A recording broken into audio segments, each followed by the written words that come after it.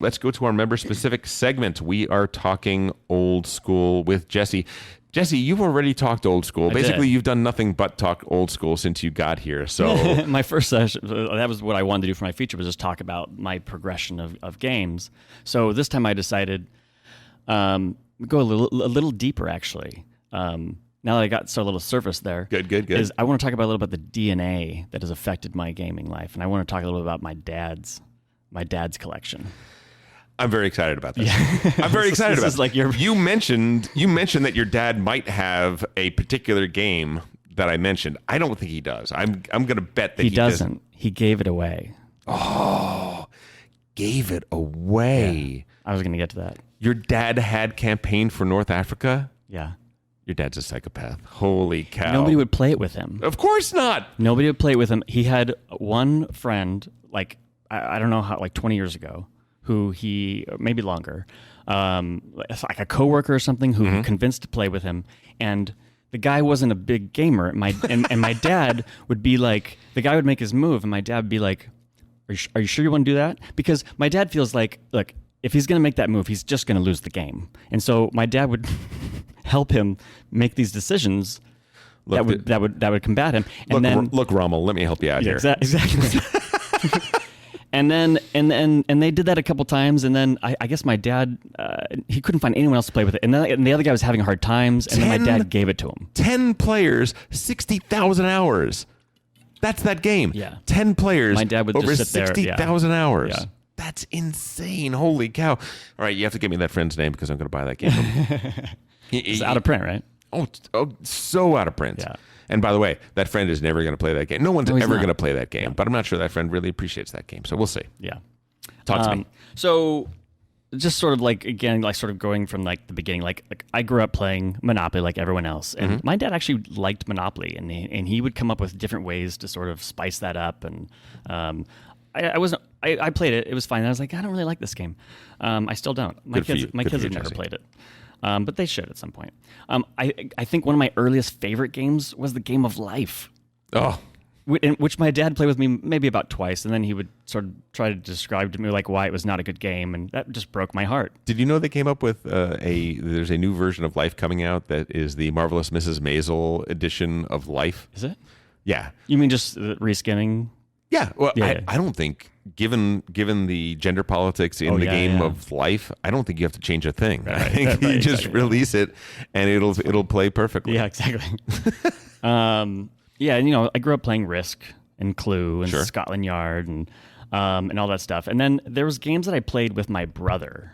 Now, and some of these are like lost gems. I feel like, Crossbows and Catapults. Oh, we played so a lot good. of that. So good.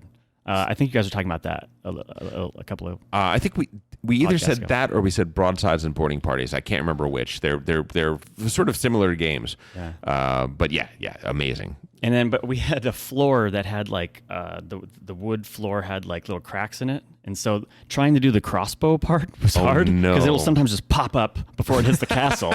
So I was like, all right, I guess I got to go catapult on you. So you just wade into your strategy. For those who don't know, it's probably half toy, half game. It's got because you're shooting literal physical things. Discs, and you build up a castle, and you have the men, right? You're just trying to knock over the men. Yep.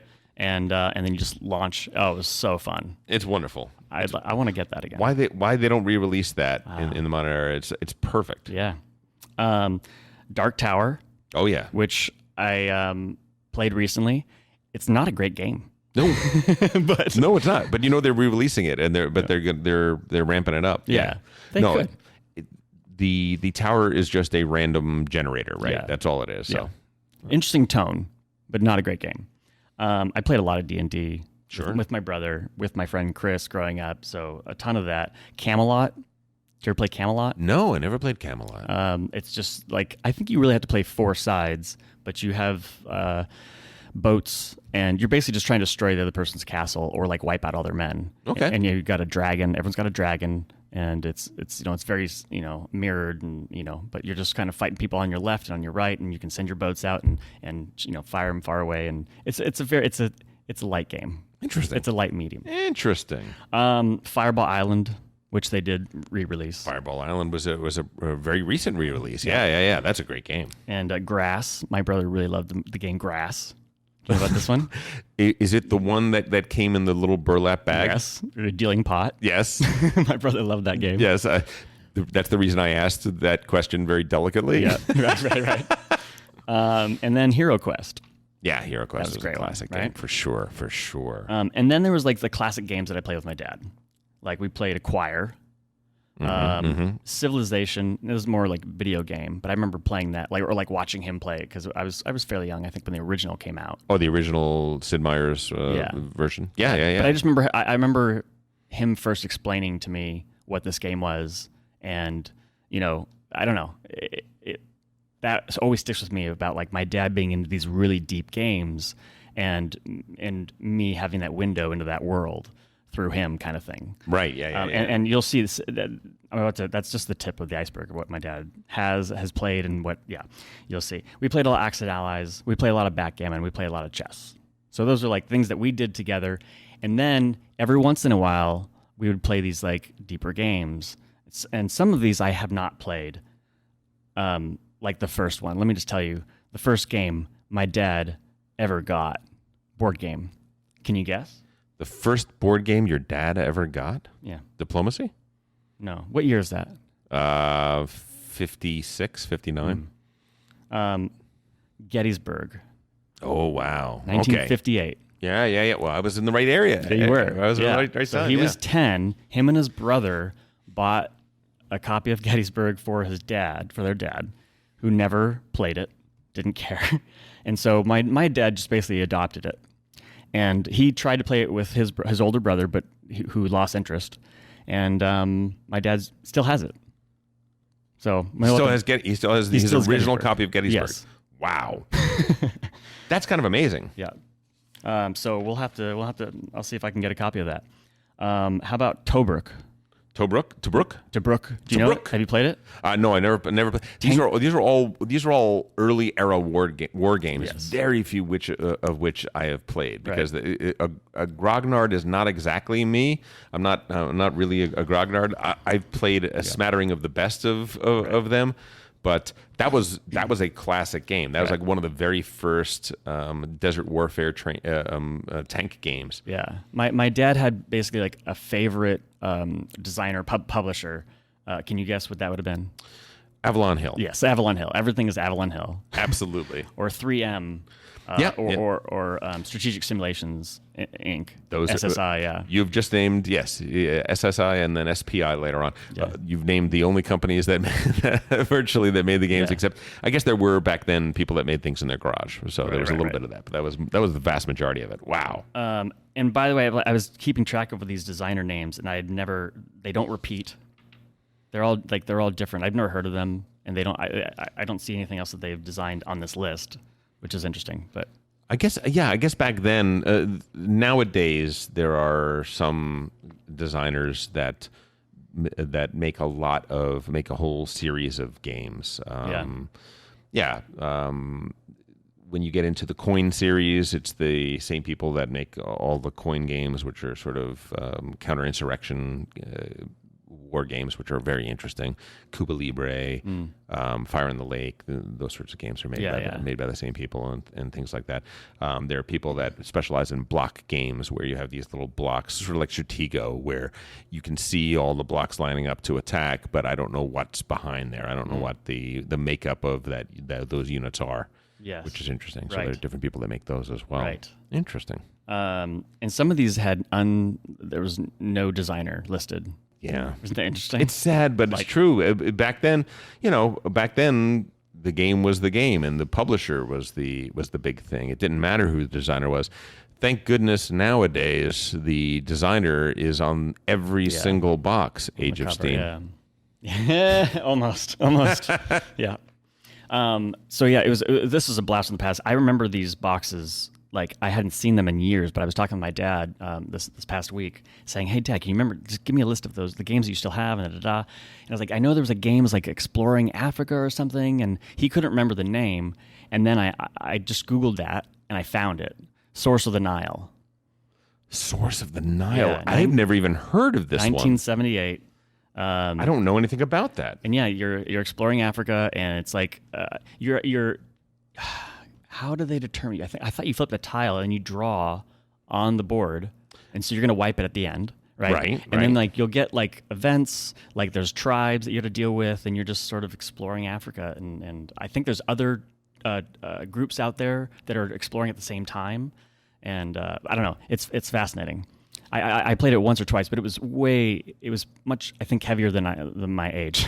Right. It came out when I was born.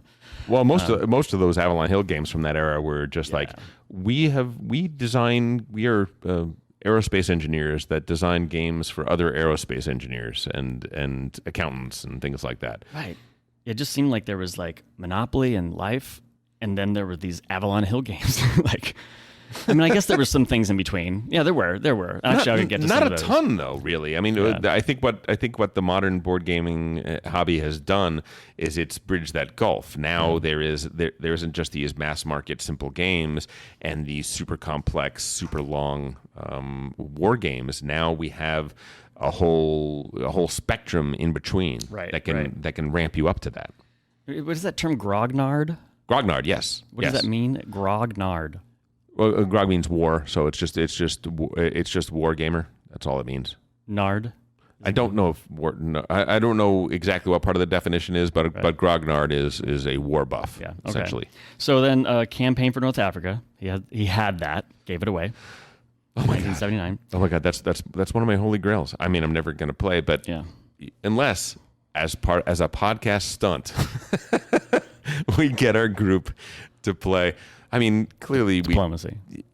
Well, we definitely want to play Diplomacy. Yeah. But Campaign for North Africa. Just one round of Campaign for North Africa. One round? How long does the game take? 60,000 hours. 60,000 hours. 60,000 hours. Yes. Yes. That's what it takes. Yes. Yeah, my dad was saying it was hard to play with people. They would take so long, like especially the fog of war when you're playing with somebody else, and like you'd have to do a check to see if you see somebody in that particular square. So the other person would say, "Oh, you do see, or you don't." You got to do it for each. Yeah. You know. The game that's famous for that is a game called Flat Top, which is a very interesting carrier game in the Pacific during World War II. In which case, the best way to play that game is you have 3 players playing a 2-player game. One person is the referee, so he can see what the Japanese are doing. He can see what the Americans are doing, and as they're sending out their search planes and rolling their dice for spotting, he'll tell them whether or not they're successful and what the makeup and what they see and all that sort of stuff. That's that. You can get somebody to do that. Otherwise, just port it to mobile. I wish they would actually. I bet you they probably have to some degree, but that one in particular would have been a great one. I thought that was a great game. Storm over Arnhem. Storm over Arnhem is a fantastic game. Okay, that is that Richard? Was that design? Courtney F. Allen? No, okay, but Storm over Arnhem is amazing. Field Command.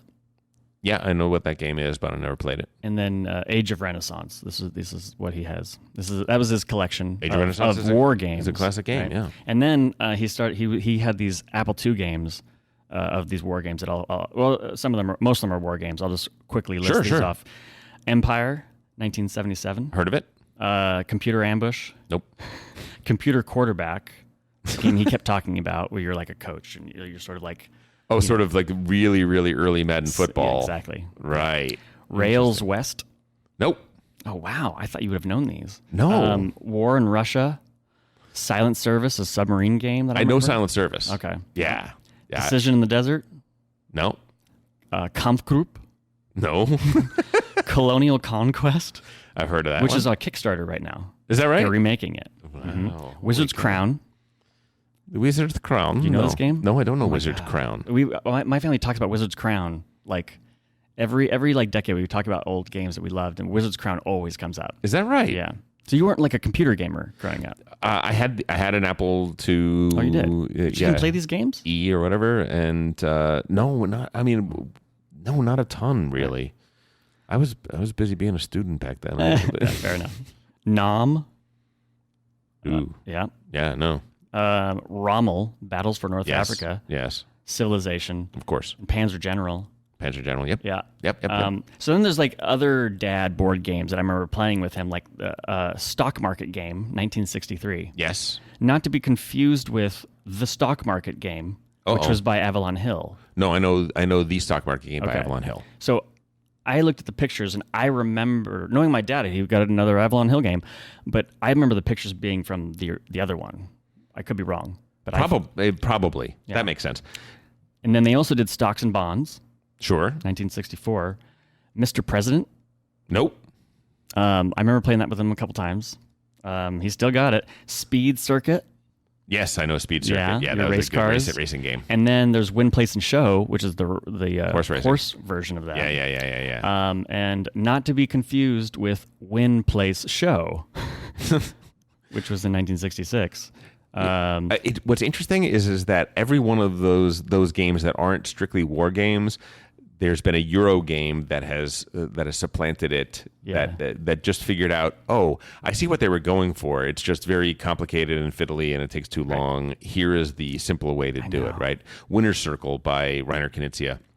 Fantastic horse racing game. Really gets. Can't believe I don't know that one. Oh, it's wonderful. Yeah. Wow. You know what? I will loan it to you. You play it with your kids. They're gonna love it. That's weird because I was like seeking out every Reiner Knizia game, and like I don't even remember seeing that. Winner's Circle. Yeah. Winner's Circle. Okay. Yeah. Hidden gem.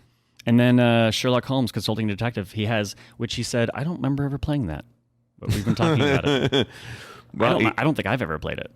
Oh, it's a real deal game. I mean, now that we have Detective, I don't know if you need to go back and do it, but it's cool. Yeah, it's very, very cool. So something my dad said that was interesting. He was playing. I've been trying to get him to play Twilight Struggle, and I was talking with him yesterday. I got him to start downloading Steam, and so maybe he would start playing it. Oh, interesting. But then it deteriorated as he started talking about politics, and we ended up not getting off. We ended up getting off the phone. But before that, he told me about how he was playing Civ 4, and he's like, "Oh, you recommended me play this game," because he wouldn't play it for like a year, and then apparently he's been playing it for years now. And that's what he does. And he's playing Civ 4. And I was like, oh my God, that's great, Dad. And he loves it. And he'll beat it. And he was telling me he'll beat it on these like high levels. He's like, he doesn't understand the scoring. And like one time he got a really low score and he got like the Dan Quayle rating. And that really bothered him.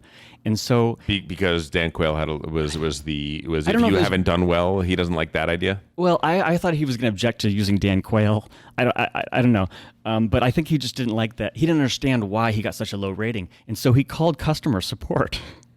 No, and he asked them how they do their rating system. Oh my God! Wow, seriously? Yes. And he says, and he goes, they didn't give a very good answer. And I was like, well, Dad, they're not the designers of the game. Oh my God, that's hilarious. Yeah. I love that he did that. Your dad's so cute. That's absolutely adorable. Oh my goodness. Yeah, and so that's like my dad's games. And like, you go through different eras. Like in high school, I played D&D, I played Magic, and then like some of these games, and then college. Your dad gave you a real leg up. I mean, he introduced you to a whole realm of different games and different thoughts. Totally. We played some intense stuff that he really tried to get me before my time. Right. So yeah, I really did. But then for years, I didn't have any of that group. And my dad he didn't want to play these games anymore, like as he got older. Sure. And my time was limited. Like when I was in college, I would come back and visit them and we would play tons of card games. We'd play hearts, spades, trump, elimination, casino, bridge. Sure. Cribbage. You played bridge. Mm-hmm. Oh yeah. Oh yeah. My uncle still does bridge tournaments. It's a great game. Yeah. It really is amazing. I mean, learning the bidding conventions is a chore. Yeah. But once you get into it, boy oh boy. Yeah. The amount of information that you can that you can pass along. I like Tichu. Tichu I think is a great I think Tichu really is. Yeah. It splits the difference, right? Yeah. And then we'd play Boggle, Balderdash, Outburst, Scattergories, Liar's Dice, Trivial Pursuit. I hate Trivial Pursuit. I'm terrible at trivia. Balderdash is still one of my all-time favorite games. I absolutely love that game. Yeah. Oh yeah. Lying games. And then after college, after I quit running. Mm-hmm. Like I don't know if you know, I used to run track. Yes. And so after that, I kind of started getting back into the hobby in 2005 after discovering BGG. Everyone has their when they discover BGG moment. That's Board Game Geek. And it started, I saw the list. Mm-hmm. I saw Puerto Rico. I think that was the first game that I go, I'm just going to buy this game because it's the top rated game on BGG. And it was for a long, long And time. it was until Twilight Struggle. Is that the one that... I think so. I'm not sure about that. But I want to say think so. Agricola defeated it. I think Agricola may be the one that knocked it out. Did it? I thought it came out later. Oh, I don't know. Anyway. Actually. But anyway, a whole bunch of those games. Like I got El Grande, Settlers of Catan, Tigris and Euphrates, Princes of Florence, Carcassonne, Goa, St. Petersburg, Power Grid, War of the Ring. I support almost all of those Except choices. for Settlers. Now, here's the thing. For years, that was the game, that was the only game I could get, like, my girlfriend at the time and, like, my neighbors, they would play that with me. Of course. But they wouldn't really play any of these other games with me, and I didn't really have that group. They're very hard to teach. Yeah, no, it's true. It's true. I mean, El Grande, in theory, you should be able to get people to play, but it's a little mean. It's like people don't understand why they're playing. I don't know. I couldn't get them to play a Euro like that. It just wasn't accessible. I'm just saying El Grande is a fairly simple game to understand, but... Totally. It's just the theme didn't capture them. It's like, why am I doing this? You know? You're if you don't have a... You're trying to take control of all of Spain. Right. Exactly. I mean, like, I get it. Like, I'm in. Sure. But I just want a great game mechanic, and, you know, it's got this theme. Great. You know, but they were just like, I don't understand why I'm playing a board game right now that is about Spain. I don't why. Gotcha. You know, Gotcha. I don't know. I don't know.